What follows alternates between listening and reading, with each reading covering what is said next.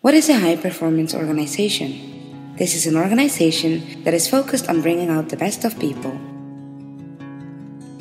There are 4 system approaches which represent 4 different schools of thought on creating a high-performance organization.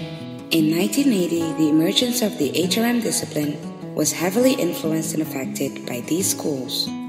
Temporary high-performance work system approaches contain the flavors of the past models but go beyond these practices, including recruitment and selection. It all started in 1911.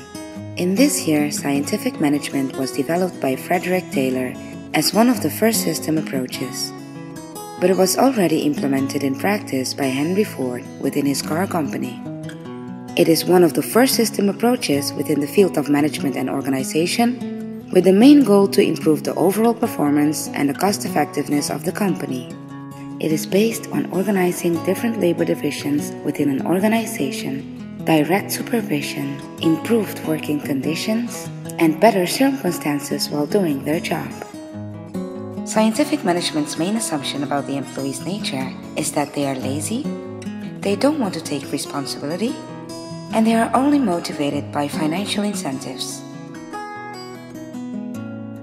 In 1930, some scholars continued working on a scientific management principle in the so-called Hawthorne studies.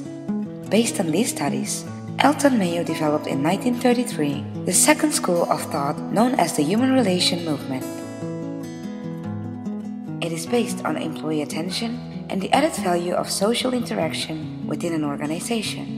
Main assumptions about this approach are that organizations consist of social relationships, labor is a group activity, informal groups have an enormous impact on the organization, and financial incentives are not the only motivators, but social relationships are also very important.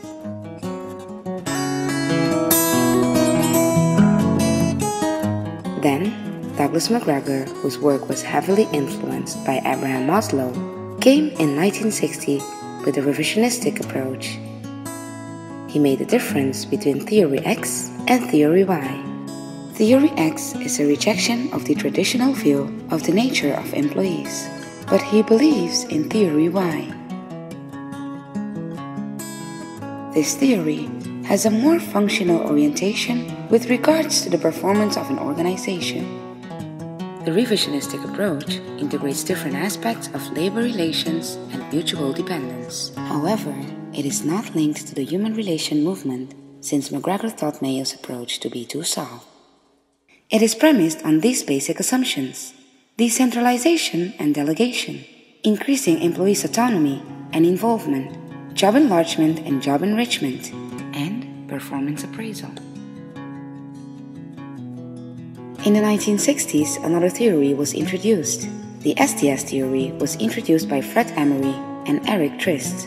This theory combines production elements with social elements in order to enrich employees' jobs and to create more organizational flexibility. The development of this theory is closely related to the emergence of mass production, which resulted in more monotonous jobs. Therefore, organizations introduced a new kind of job designed for technical production settings, including examples such as job rotation and teamwork. For the first time, attention was paid to the quality of work and life balance for an employee.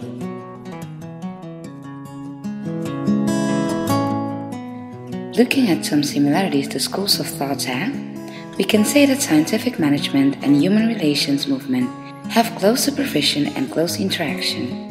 On the other hand, the revisionistic approach and the STS theory focus on job enlargement, job enrichment, and autonomy. Furthermore, the revisionistic approach and scientific management are both based on decentralization and delegation of labor. Thank you for your attention.